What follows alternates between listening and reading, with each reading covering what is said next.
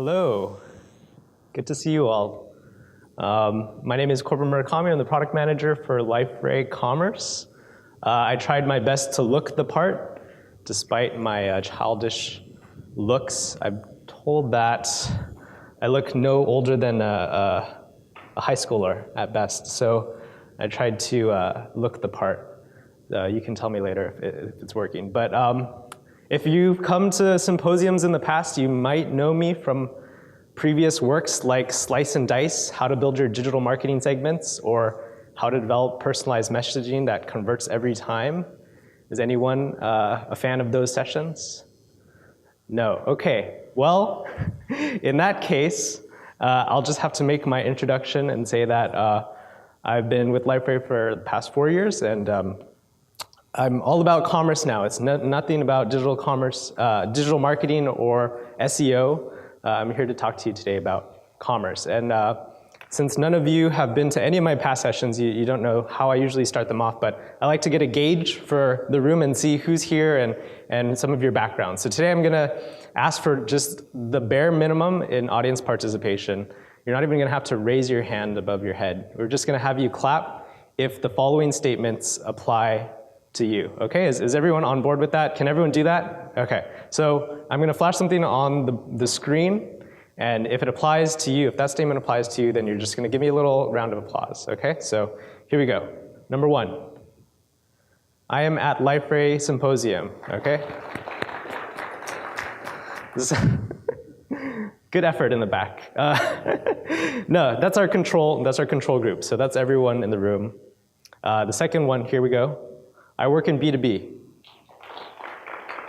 Okay, so that's the majority of you. Number 3, I work in non-retail B2C. Two, 1.5, really. Okay, and number 4, I work in retail. Anyone in retail? Very tepid applause. Why for the tepid response? Okay, so we've got one person from retail here. Okay, and last one, anyone from nonprofit? Okay, so the majority of you are coming from the B2B background. Some of you, a couple of you from B2C, non-retail, and one brave soul from retail. Okay, thanks. That gives me an idea. So obviously from the session title, we're talking today about B2B commerce in the customer experience economy, and really how Liferay Commerce fits into what's going on in the market right now. And so I wanted to get a sense for where everyone's coming from. I do want to give a disclaimer, although we are talking about B2B commerce, Liferay Commerce does support the B2C use case, and so we're gonna be talking about B2B, but a lot of the same ideas apply to B2C as well, and a lot of what you're gonna see in the product can also be used for B2C or retail use cases even. So that out of the way, thank you for that participation. Today we're gonna be talking about the market problems that we see as Liferay, talking to our customers, looking at the market at large that have played into how we've designed our product. 2, we're gonna take a look at the product overview itself. What is Liferay Commerce? Some of you I know in the room have looked at Liferay Commerce a lot, and so this might be some review, but for those of you who aren't, and this is your first time hearing about Liferay Commerce, I wanna give you an idea of what's included from day 1. 3, we're gonna have a live demo, and then 4, we'll talk a little bit about roadmap and hopefully have time for Q&A. All right, so let's get going. For 1, the market problems that we see. For those of you that are in the B2B commerce world and you've already done digital commerce, you probably know that these projects start from a cost savings perspective. And this is the traditional way that you pitch a B2B digital commerce project. You need to convert the costly traditional channel over to digital channel because it's cheaper to serve. People are still placing orders through phone, fax, and email, and that's taking a lot of money, and so you want to take that and put it in a cheaper channel. And this is fine, and this is the way that B2B digital commerce has been pitched all along. But the problem with thinking about it in this particular way is that a lot of times it doesn't fully encapsulate the opportunity that you have to capitalize on the B2B digital commerce opportunity. And so what do I mean by that? One, it's hard to track the ROI of a digital commerce project because a lot of times it's an indirect value that you see. People might shop do their research for products on the digital channel before actually placing an order through the traditional channel, actually picking up the phone. And so it's hard to really measure that cost savings and that usage if you're just thinking about moving people from one costly channel to a less costly channel. Okay, that's one of the reasons. Two, a lot of times the traditional channel doesn't see it because it is that dichotomy as friendly to them. They see it as a threat to what they are there to do, which is to be that friendly customer service. They see it as instead something in competition with their livelihood. And so they're not doing their job to promote the digital channel because they see it as in competition with them. And if you're just not thinking of it as terms of how do I really capitalize on the opportunity, how I just save money, then you don't really see that your buyers are looking for a more convenient way to shop and do their purchasing. You don't see that you're going to start losing customers over time if you don't offer a digital experience. The last sort of idea that plagues people who have this mindset is they see B2B commerce as simply taking what works in B2C commerce and applying it to B2B. So if you just took Amazon and you made Amazon for your business, you would succeed. And that's just not true. We know that B2B commerce has unique differences that make it a whole different beast in certain ways. So how do we go from this to what I really want to be challenging you as digital leaders to think about is how do you actually create competitive advantages with your B2B commerce experience? How do we change our mindset from thinking about it as a cost center to a way to generate revenue and get price premiums? So this is a quote from Gartner in their report from 2017, but I think it's very relevant today that companies that consumerize their B2B digital commerce sites will gain market share and see revenue increases of up to 25%. Okay, that's the market problem that we see. Everyone wants to move their traditional to the digital, but a lot of people are unsuccessful into doing it because they see it just as taking their existing customers and moving them to something that's inferior in a way. So for Liferay Commerce, our real product vision is to be the platform that allows you to create these competitive advantages, namely being better to do business with our software. How do we plan on doing this? One, it's obviously supporting the B2B use case, which we realize is different than B2C. It has unique needs like organizational hierarchy, like being able to have those personalized price lists as well as catalogs. There's all sorts of complexity around ERP integration that just don't exist in the B2C side. So we acknowledge that we need to get that down first. But on top of that, it's making sure that the customer experience is tied into being able to create marketing pages so that you're not working in multiple places, being able to service the customer after they actually purchase the product through communication channels or through issue tracking, making sure that all of that is in a single place so that your customer isn't getting a jarring experience across the different sites that they're interacting with. And finally, it's by taking an added layer and putting the new technological advances in machine learning and applying it to the customer experience use case. So we see a lot of ML being applied in other ways, but we think the real value is being able to create these competitive advantages. So one is around recommendations, obviously, around forecasting, but taking all of that, which is usually very inward focused, but pushing it out and leveraging it in a way that your customers are able to benefit from it, not just you. That's product vision. How does this fit into our existing Liferay portfolio? We have Liferay DXP 7.1 on top of that. This conference, hopefully you're learning about Analytics Cloud as well, which will sit on top of both of these. Liferay Commerce sits in there. Liferay Commerce 1.0 works with Liferay DXP 7.1. It's requires Liferay DXP 7.1. So if you have a Commerce subscription and you're using Commerce, then you get all the benefits of Commerce plus DXP in an integrated platform. So what does that actually look like? One, it's 20 plus out-of-the-box widgets. Two, it's 140 modules. And three, it's 55 database tables. And the only reason I bring up these statistics is to say that if you're familiar with Liferay, this is not shopping Portlet 2.0. This is not an add-on. This is a brand new product that we're bringing to market. And it's fully integrated with Liferay DXP, but it is its own digital commerce platform that stands on its own. Because it's fully integrated with DXP, it's what you already know about DXP. It's Java, and it's OSGI compliant. Okay, we're unwrapping the layers. This is the market vision. This is our product vision. This is sort of what it is on an architectural level. And finally, we're getting into the core commerce features. So this is just a big laundry list, but this here again is to show you that what you expect in a digital commerce platform in 2018, we were trying to cover from day one. So we have catalog management, like PIM, core commerce itself, the checkout process, the orders, B2B-centric features, enterprise-centric features, as well as order management, inventory management. New to Liferay, you'll notice in this bottom right corner is this word accelerators. And this is something that's new, and the first accelerators are coming out in commerce. And so accelerators are gonna get you going, whereas with a traditional Liferay project, we get you about maybe 60% of the way there, and there's 40% left for customization. This is supposed to get you 80 or 90% of the way there. So the first ones that we're releasing around B2B manufacturing use cases.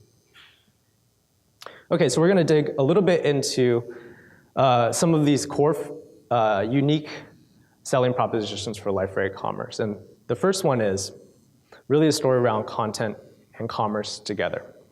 So like I said in the keynote this morning, it's no longer just the storefront, the catalog, and the cart. It's about how do you get customers in the door, and then how do you service them over the long term? And we think that with Liferay as the foundation for commerce, we're uniquely positioned to tell this content and commerce story than other vendors. So how do you build the sites? A lot of traditional digital commerce platforms have problems around content management. So they're very good at the core commerce competencies, but when it comes to building microsites, or when it comes to building landing pages, when it comes to bringing the content into the system and leveraging it for the commerce, that's where they tend to be very weak. And coming from a DXP heritage, from a portal heritage, I think it's pretty self-evident that we blend those two very well, and you'll see that in the demo. And not just for the marketing use case, but also for the self-service. This is one of the areas that gets overlooked, but we believe is critically important. So how do you make sure that your customers see their order history, not just for orders that are placed in the commerce platform, but in external systems? How do you facilitate communication between yourself and either your partners or your dealers or your end customers? How do you make sure that the documents that have to go with transactions, bills of lading, invoices, all of that is properly permissioned and given to the right person? Okay, so looking at, again, all the different sort of touch points, different type of touch points that happen throughout the customer lifecycle, from the attraction of the customer to the service. And if we map these along the customer lifecycle, we'll see that there's overlap. And I think Liferay is uniquely positioned to facilitate that entire customer lifecycle. Secondly, we do have an enterprise and B2B slant. So I know a lot of you come from large organizations, and so this is an expectation, not nice to have. And I do want to say that from day one, we're focused on the enterprise digital commerce use case. So that means that one, we're supporting lots of products, making sure that it's a scalable solution.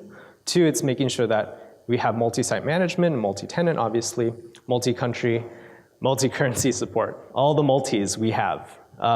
And with the B2B side, it's making sure that order workflows and organizational hierarchy are supported from day one. So making sure that if you have a procurement team that buys from you and they have different roles and permissions and they need to actually submit a request before it can be sent to you, then we support that workflow. And organizational hierarchy is just making sure that those procurement teams can manage themselves and that they're seen as one customer instead of multiple different people.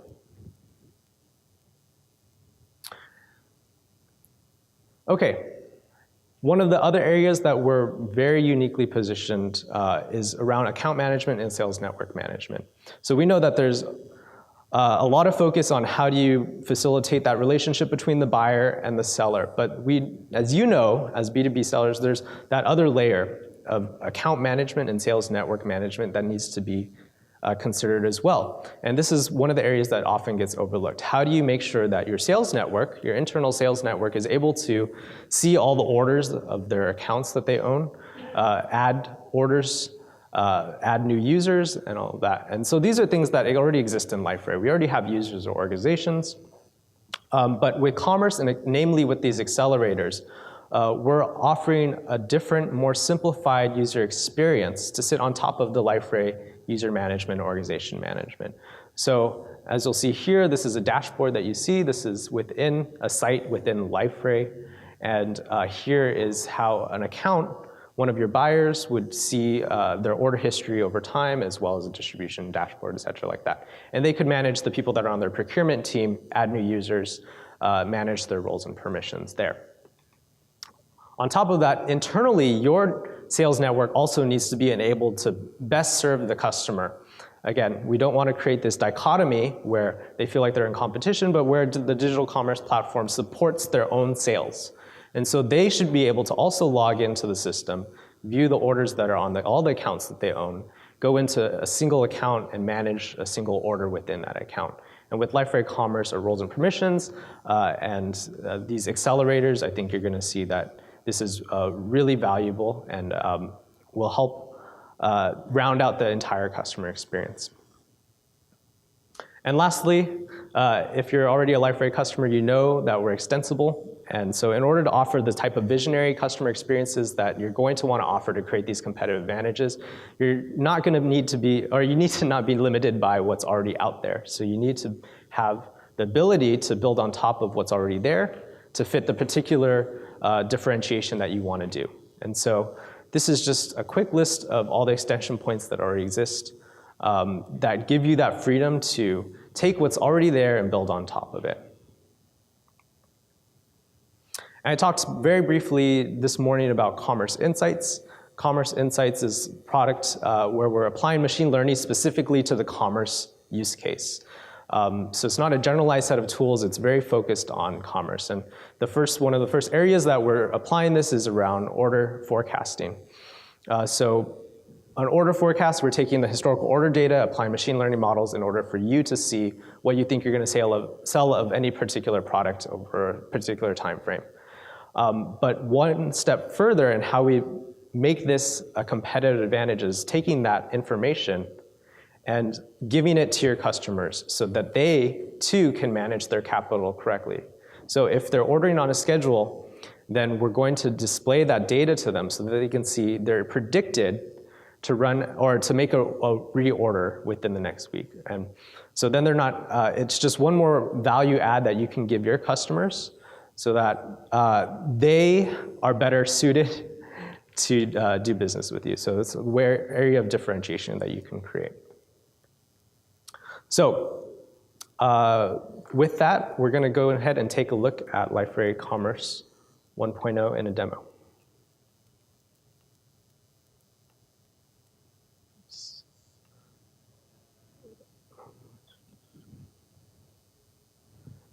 Okay, so we've created a fictional company called Barrel. Barrel is a manufacturer of agricultural equipment, and so they sell tractors and the spare parts for those tractors. So this is a fictional company. They sell through a dealer network, and they have built their customer portal on Liferay Commerce. We're going to take a look at 3 different personas today. We're going to look at what it looks like as a site administrator to manage the store, manage product catalog, manage the discounts, promotions, etc. Then we're going to take a look at what it looks like from a buying perspective to order through a workflow. And then we're going to take a look at what it looks like from a development standpoint to administrate one of these stores. So first off, we have the persona Chris, who's going to show us what it looks like to edit products in Liferay Commerce. And the first thing you'll notice again is that it's fully integrated into Liferay DXP. This is not a separate product that you need to log into. It's right here in the product menu as you're used to seeing. So we can go and look at the pages that already exist, the content, and then Commerce Catalog. And I'm not going to create a new product. I'm going to just take a look at one of the products that already exist to show you what editing a product looks like. So here on this overview page, we see the general product information and a product description. And like in other places in Liferay, you'll see that all of these fields can be localized, so multilingual support out of the box. Obviously, we can add images to this, and these images can be pulled out of documents and media. So if you store your content in another repository and you want to integrate that with Liferay and pull that in, we support that, or you can just put the images straight into the platform. So what's important to note here is everything that I'm showing you here is manageable within Liferay, but for customers that are interested in pulling that data from ERP or PIM, we make it easy to do that through our APIs. Yes? Typically, you have different images for different parts of the site. You might have a block, a thumbnail image, a larger image. Is there any way to tag and images, how the images can be used on the product page? Yeah, so we could do that. On here, we would create like different places it would display. Thumbnail image sometimes, you have a full-size image, products have different images depending on where. So when you're building the product page, you have to pull the right image. Right. How do we do that? So we can add attributes to these images. Right now, so one, we can tie it to specific options. So if you have different variations of the same product, you just tie different images to options, and we can also just tie it to the display of the image. So create a thumbnail image, product detail page. I think that's the primary use case is a thumbnail versus the product detail page, yeah, different sizes. Okay, we touched here on options. Options are anything that the user needs to select before they can add the product to their cart. So this is for either variations or customizations. And so in this case, we've added two different options. One is a customization, like delivery date. So we can select a different data type, but in this case, a date. And then the second one is variation, like color. So if we want to add a new variation, we would do so. I'm calling this super black. And saving, and we create a new variation. Okay, and those variations are now mapping to the SKUs. So since we have a variation that has 3 different options, we have 3 different SKUs. And so we can manage the SKUs here. And this is where we would actually define the price and the inventory.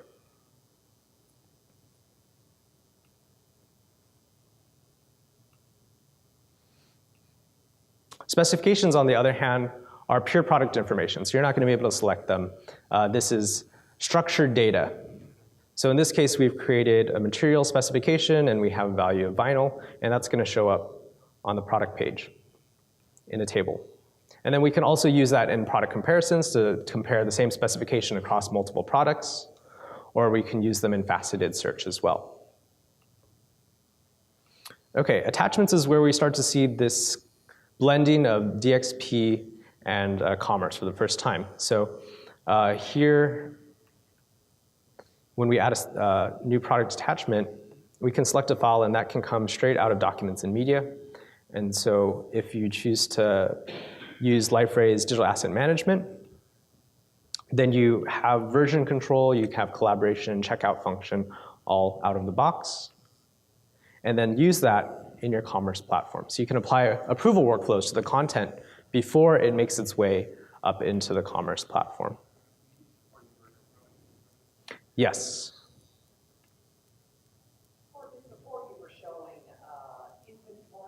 And if somebody would type in what their inventory on hand is, Sure. do you have an API to reach back to SAP, for example, to pull that? Absolutely. So everything you're going to see in the UI today is accessible through APIs. And so, yeah, for many companies, we don't expect you to use that functionality. You know, we're not saying that you're going to have to go in every time and change the inventory, right? We're going to expect that it's going to be integrated with ERP, or in the case of product information, a PIM. But it is there for you to manage if you so choose. Or if you're pulling all your product data straight out of ERP and you just need Liferay Commerce for enrichment, right? That's a use case as well, and where you would use this management UX. Okay, product relationships. These are explicit product relationships, so we want to say that this product is explicitly an accessory to another product. And then we can use that in the storefront for searching and filtering. So if you say, find all the products that are accessories for this given base product. All of these are customizable. You can have unlimited number of product relationships, custom product relationships. So let's go ahead and add an accessory. And it'll choose from all our products, and we'll add one. And we'll come back to that in a bit. Categorization is another area that we've really tightly integrated Liferay Commerce and DXP. And so all the taxonomy, all the categorization and tags that are being used in commerce are being pulled straight out of DXP. And so you can start to build relationships between entities that are in commerce with ones that are in DXP. So blog posts, web content, all of that can be tagged, and then you can build relationships from those entities to commerce products. Start displaying all the products that are related to this piece of web content on a page. And then with configuration, we have, just to show you very quickly that we have a lot of out-of-the-box configuration as it is. Oops. All right, we have availability, minimum stock quantity. Oops, this was a mistake. Minimum order quantity, maximum order quantity, allowed order quantities, multiple order quantities. All the shipping configuration, we take this and use it in the shipping calculations that we create. A display page, if you want to have a different display page for a specific product, maybe you want to lay it out differently, or you have additional fields that you want to show on that, then you can override the default display page here. And then tax category management. So a very brief overview just to give you a taste of what's already there. What you'll notice, I hope, is that it's not a very bare bones framework that we just sort of created a few product specifications, things like that. It's already out of the box, has all the options, specifications, and configurations that most people are going to need. Going back to the question about different product types, right now we support a simple, a grouped, and a virtual product type. So simple is generally going to be a physical product. A virtual is generally going to be either a service or a digital good. And a grouped product is any combination of those. And we provide an extension point to create new product types. If you have custom product types that we haven't thought of before, there's an extension point to add a new product type there. All right, I'm just going to talk through 3 different concepts before we move on to the buying side. The first one is user segments.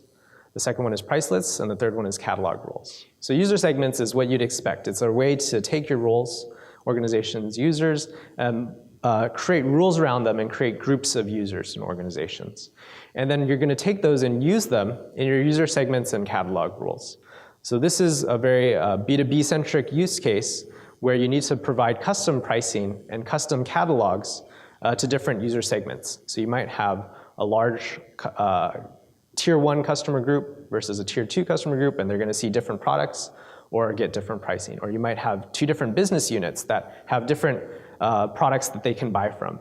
And so we manage all of that using those 3. And so the management of it is pretty straightforward, so I'm not going to bore you with the details, but you can pull those segments from external systems as well, or create the rules and logics within the UI itself. So when we take a look at what it looks like to be a buyer, you're just going to have to take my word for it, but you're only seeing the products that you can see at the price that you can purchase it. So we're supporting that real-time pricing and catalog view.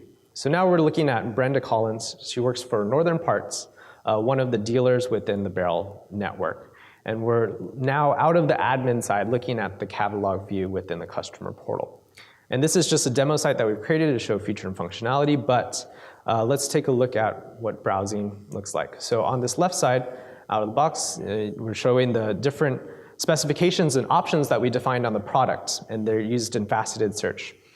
Here we're showing the categories that they can use as well, and all the products that fit this criteria. So if I want to add up two different products to my comparison, oh, and session timed out.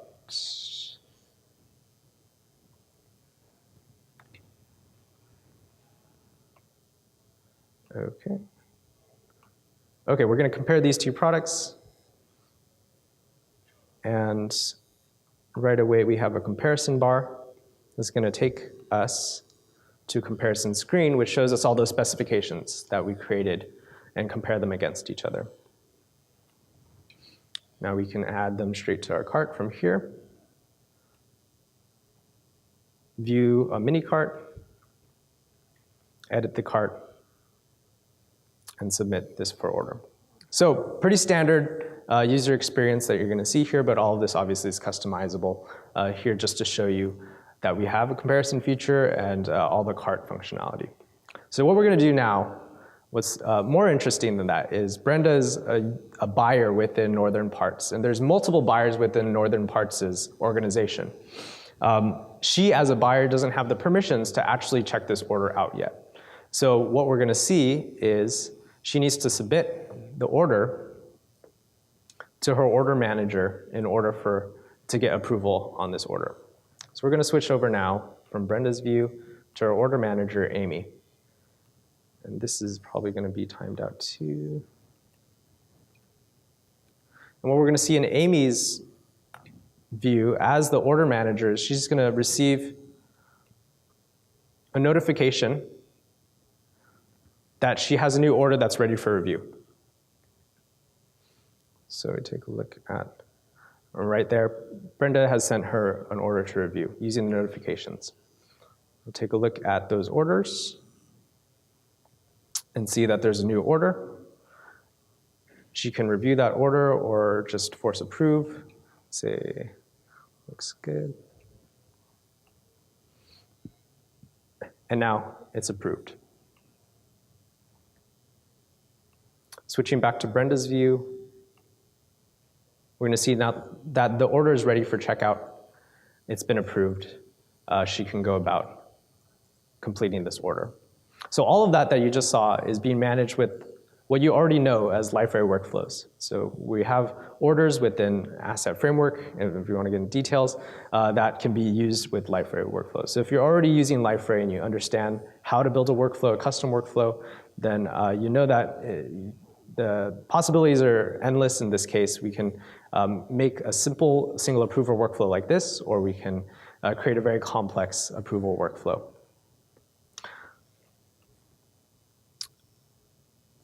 Okay, this is the checkout process, and I'm just going to click through, but each of these stages is customizable, and obviously we support some payment providers out of the box, but you can also create a custom payment processor. Okay, so simple, straightforward order, and I can view the order details afterwards. And the last thing that we support right here is a reorder button. So say that Brenda's placed this order, she wants to come back to it later, generate the same exact order, she can reorder it, and now it's placed back into the workflow for Amy to approve. So that's just a taste of what it looks like from a demo standpoint, but for a buyer to be within a dealer network, placing an order through an approval workflow. And all of that, again, is supported by Liferay workflows. Okay, I promised 3 personas, and so we're going to go back to Chris and pretend that for a moment that Chris is a catalog manager, pretend that Chris is a developer, and take a look at what it looks like to build a site or a customer portal using Liferay Commerce. So if you were paying attention, since Chris has those admin rights, you can see how this page is constructed. So you'll see that just like in all of Liferay, we have a widget here called the product detail widget, which is controlling this entire display here. So all of that input, adding to carts, compare features, those specifications, those attachments that we all added are being rendered through the product detail widget. And on this page, we can add additional widgets that are going to interact with each other. So in this case, we don't have that accessory that we added to the products, and we want to display that. So all I need to do is add a product publisher, and this product publisher widget is going to help us display products on this page. So just like all of Liferay, you can add, drag and drop that product publisher onto the page, and now you have a product publisher. But it's unconfigured right now, and it's just showing all the products that exist in this catalog. So we're going to go ahead and configure. And we have a couple different options in how we select what products are going to be displayed in this product publisher. We can dynamically create a rule for the products that we want to display. We can manually select specific products, or we can pull it from a data source. So for showing the product accessories, we're going to pull from this data source. And the data source in this case is going to show all the product accessories. And you can create custom data sources yourself to pull from external systems or for custom logic as well. And once we do that, we refresh our page. We're going to see that the product that we had created before and added an accessory for is now displaying the accessory that we had defined in the catalog. And because this is just like any other widget, we can apply an application, an ADT, to it to change the way that it renders and the look and feel. And so I'm going to select a different ADT, and what was once looking a bit sparse now has the same look and feel as the products in that catalog. So sharing, again, existing concepts that exist in Liferay. If you're a Liferay customer, then this should all be familiar to you, and now it's being applied in how you build these commerce sites. Let's take a look at that catalog page that we were looking at before. And what you're going to see is some new widgets, like this search results widgets, product search results, and specification option facets, but you're going to see some that you already know, like a search bar. And so we're blending the existing search widgets that you know and applying them to products as well. And so that's how you construct this page. Of the facets, is there a way to select which facets should appear, all the facets of the facets? Yep, so we can define on the widget itself, we can define how many we want to show and in what order. And on the product catalog, you can define which options and specifications are actually displayed.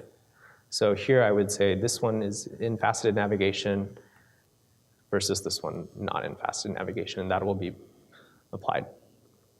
Same thing with specifications. Okay. Okay, so let's look at a very, very simple use case for product publisher on the marketing side. So say you've created a landing page for a specific set of products that you're promoting over the next course of the month. And so you've created web content on this page. It's going to look much better than the one I've created. It's going to have some sort of copy.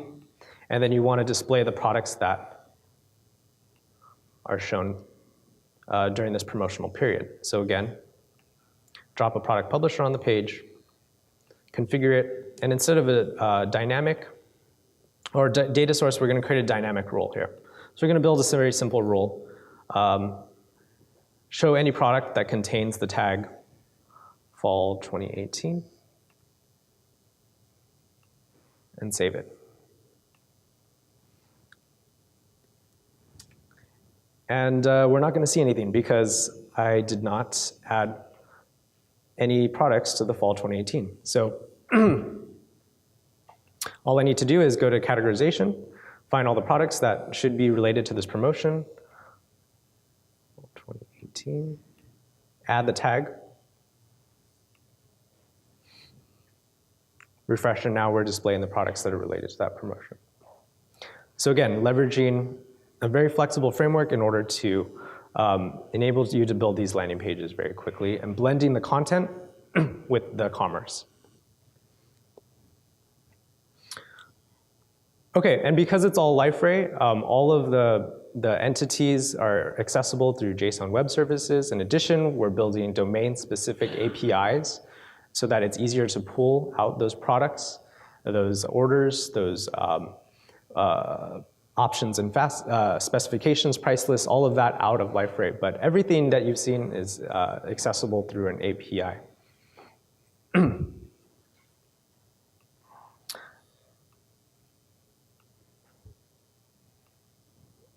All right, with that, I'm gonna take a moment to talk a little bit about what's on our roadmap, and then we'll open it up for questions. So we are gonna be releasing, we released a 1.0 back in the summer of this year, and we're releasing again in Q1 2019. And in that roadmap, one of the big stories that we're gonna be talking about and you'll be seeing is more of this B2B customer portal accelerator. So that is one of the major really points of excitement that I'm excited about Q1 2019.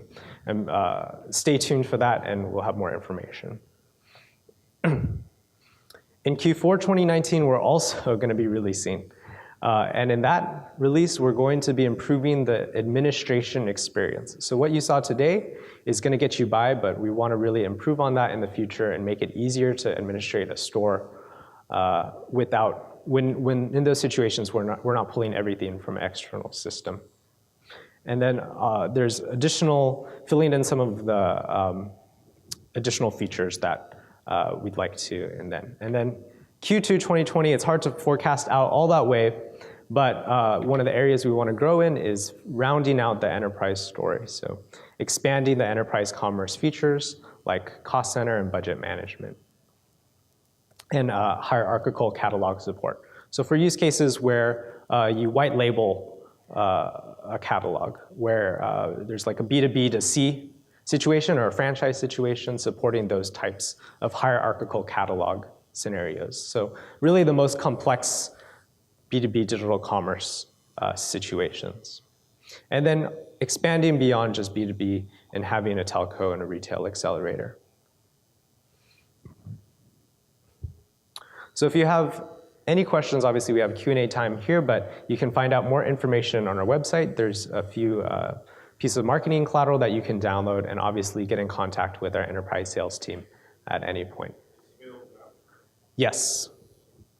And just to do a couple plugs before we get to those Q&As, we have more content about commerce, and so we have a workshop tomorrow that's gonna be getting you actually deploying commerce from a Docker image, building an extension, writing an extension point, and then deploying it to the cloud.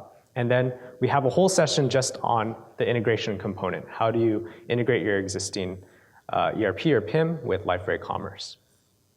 So with that, we'll open it up for questions. Yes?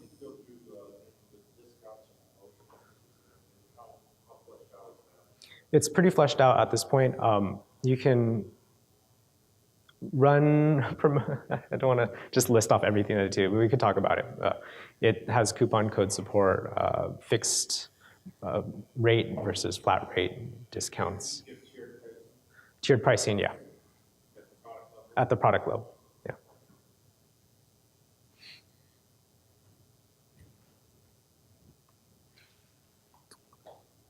Any other questions?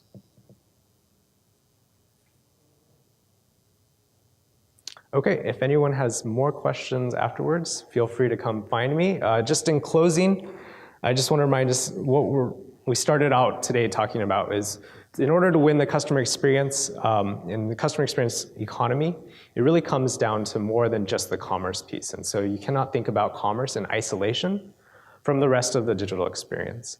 And so yes, we are focused on supporting that B2B commerce use case and all the complexities that come with it, but really where we're looking to help you succeed is on how do you bring that all together into a single cohesive place, and how do you leverage the latest technology to improve the customer experience and create those competitive advantages.